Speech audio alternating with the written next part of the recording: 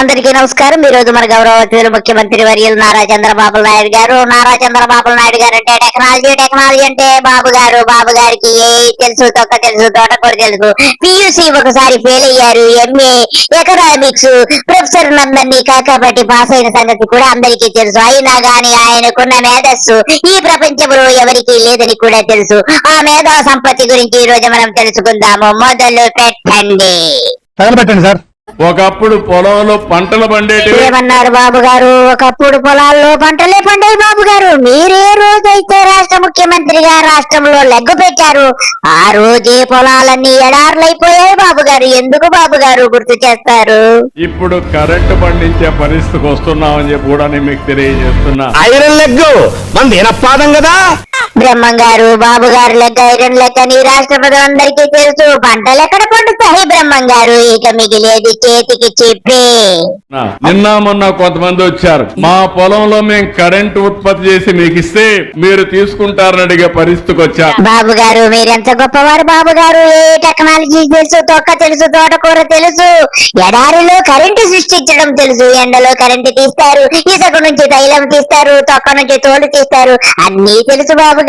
అయితే రైతులు పొలాల్లో పండించినటువంటి కరెంటు అమ్మగారి హెరిటేజ్ కంపెనీకి అయితే సరిపోతుందని చెప్పి అది కూడా హెరిటేజ్ కంపెనీకి ఉచితముగా ఇవ్వండి రైతులను అడిగి ఉంటారు, అంతే కదా బాబు గారు? నాకంటే ప్రజలు తెలివి మీరిపోయారు। ఏది నోటుకొస్తే అది మాట్లాడకి ఏమన్నారు బాబు గారు? ప్రజలు తెలివి మీరిపోయారా? మీకంటే విజ్ఞులు బాబు గారు ప్రజలు। ఇప్పుడు విజ్ఞులు బాబు గారు సమయం వచ్చినప్పుడు కర్రు కాల్చి సర్రున వాత పెట్టేస్తారు, మీరొక్కరు సీఎం గారు చెప్పినట్టుగా అదో పాతాళానికి తొక్కేస్తారు, అది మాత్రము తథ్యముగా కనపడుతుంది। నువ్వు డిప్యూటీ చీఫ్ మినిస్టర్ కలిసి ఇలాగే భరతనాట్యము చేస్తూ ఉండండి, మీకు కర్రు కాల్చి వాత పెట్టడము ఖాయముగా కనపడుతుంది। ప్రతి ఒక్క ఇంటికి ఫోన్ ఉండాలి, వైఫై కూడా ఉండాలి, ప్రతి ఒక్క ఇంట్లో కూడా ఆర్టిఫిషియల్ ఇంటెలిజెన్స్ మీరు వాడాలి। చాలా సంతోషం బాబు గారు, మొబైల్ ఉండాలని చెబుతున్నారు, వైఫై ఉండాలని చెబుతున్నారు। వైఫై కి మొబైల్ కి ఎవరమ్మా మొగుడు ఇస్తారు బాబు గారు డబ్బులు? మీ అమ్మ మొగుడు ఎలాగా లేరు కాబట్టి ఎవరిస్తారు బాబు గారు వైఫై డబ్బులు? చెప్పండి బాబు గారు। మీ అవసరాలు తీర్చడానికి ఏ ఆల్గరిథమ్స్ రాయాలి? ఓసారి మీకు డౌట్ వస్తే నన్ను ఒకసారి తలుచుకొని మీ ఫోన్ తీసుకోండి, ఆటోమేటిక్ గా పనులు అయిపోతాయి। బ్రహ్మానందం గారు మీరు చెప్పినట్టు ఆయన అదే తింటున్నారు, అందరికీ తెలిసిన విషయమే। ఆయన్ని తలుచుకుంటే ఏదైనా అయిపోతుందంట, సిగ్గు లజ్జ మానము। అసలు ఒక స్టేజ్ ఎక్కి ఒక వేదిక మీద ఒక ముఖ్యమంత్రి, బాధ్యతాయుతమైనటువంటి ముఖ్యమంత్రి నోటికొచ్చినట్టు మాట్లాడుతుంటే ఇతడి మనిషి జన్మ కాదా అని చెప్పి యావత్ రాష్ట్ర ప్రజలందరూ అంటున్నారు। నోటికి హద్దు పద్దు లేదు, బరి తెగించిపోయి విపరీతమైన కొవ్వుతోటి కొట్టుకుంటున్నటువంటి చంద్రబాబు గారికి ప్రజలు బుద్ధి చెప్పే కాలము అతి సమీపములో ఉంది। ఈ రోజు మీరు చూస్తే నాకు అనుభవం ఉంది, అన్నీ తెలిసిన డాక్టర్ని। ఈ రోజు మీరు చూస్తే నాకు అనుభవం ఉంది, అన్నీ తెలిసిన డాక్టర్ని। నాకే నాడి అంతుబట్ట। బాబు గారు మీరు ఒక డాక్టరా? మీ ముఖమోసారి అర్థంలో చూసుకోండి, ఎంఏ అడుక్కు తింటే అందరు ప్రొఫెసర్లు కాబట్టి కాపీలు కొట్టి పాస్ అయిన సంగతి నాకు తెలుసు, తిరుపతిలో ఉన్నటువంటి నీ క్లాస్మేట్స్ కు తెలుసు। సిగ్గు లజ్జ లేదయ్యా, నోటికి ఏదొస్తే అది మాట్లాడుతున్నావు, నీ నాడికి అంతు పట్టట్లేదు। ఏదో నీ పెద్ద బ్రెయిన్ ఏదో ఫిజిక్స్ లో ఏదో డాక్టరేట్ పొందేసినట్టుగా అంతర్జాతీయ బహుమతి పొందినోడు కూడా ఇంత ఓవర్ యాక్టింగ్ చేయడు, ఏబిసిడీలు రానోడు నువ్వు। సిగ్గు లజ్జ అన్ని ఇడిచిపెట్టి డాక్టర్లు కూడా దూషించే స్టేజ్ కి వచ్చేసావంటే నీదివో బ్రతుక ఇంకా పోదు। మరి నీకు జైల్లో ఉన్నప్పుడు కళ్ళు దొబ్బాయని చెప్పి కంటి ఆపరేషన్ చేయించేసుకున్నావు ఆసుపత్రికి వెళ్ళి, లేకపోతే నువ్వు ఇంట్లో కూర్చొని గరిట్లెట్టి పొడి చేసుకున్నావు కంట్లో? సిగ్గుండాలి నీకు।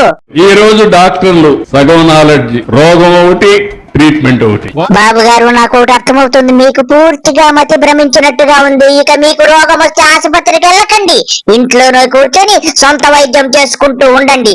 ఎంత మేధావయ్యా నీకు, సిగ్గు లజ్జ ఇడిచిపెట్టేసావయ్యా నువ్వు।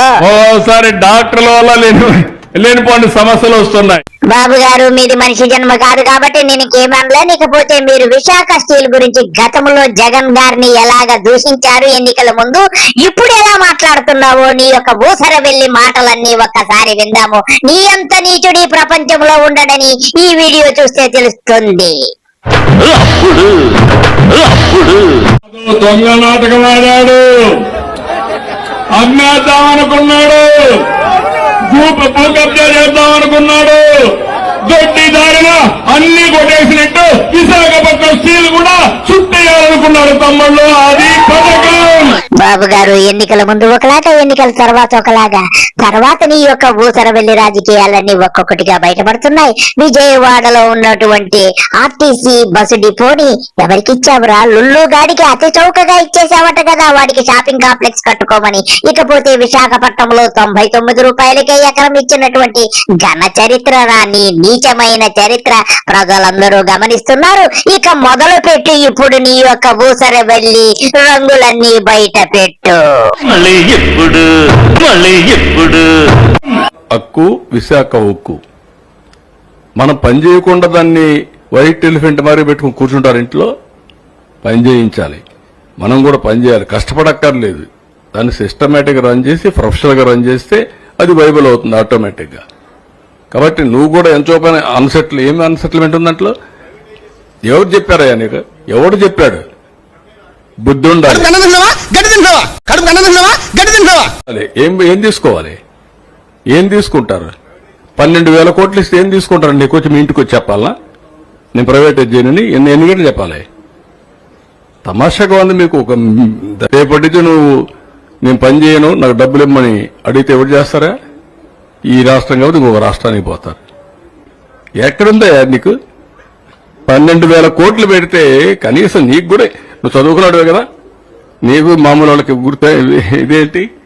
చూశారు కదా ఫ్రెండ్స్, బాబు గారి లీలలు. బాబు గారికి ఎన్నికల ముందు విశాఖపట్నం స్టీల్ ఫ్యాక్టరీ మీద ఎంత ప్రేమ ఉందో. జగన్ దోచేసుకుంటున్నాడు, జగన్ భూములు దోచుకోనకు వచ్చేసాడు, జగన్ మొత్తం రకరకాల మాటలని ఈ రోజు లల్లు గాడికి విశాఖపట్నం అంతా దోచిపెట్టేసి, అలాగే విశాఖ స్టీల్ గురించి అది ఒక తెల్ల ఏనుగట, దున్నపోతులాగా మాట్లాడుతున్నాడు. తెల్ల ఏనుగు గురించి మాట్లాడే అర్హత నీకుందా?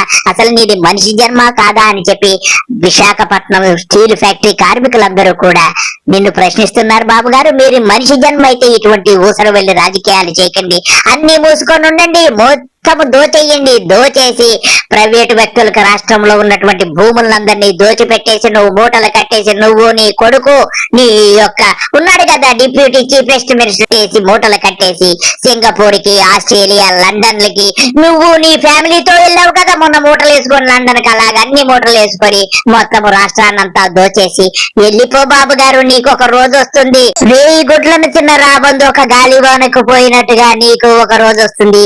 ఆ రోజు నువ్వు విలపించినా కూడా అయ్యో పాపం అనేవాడు కూడా ఉండడు.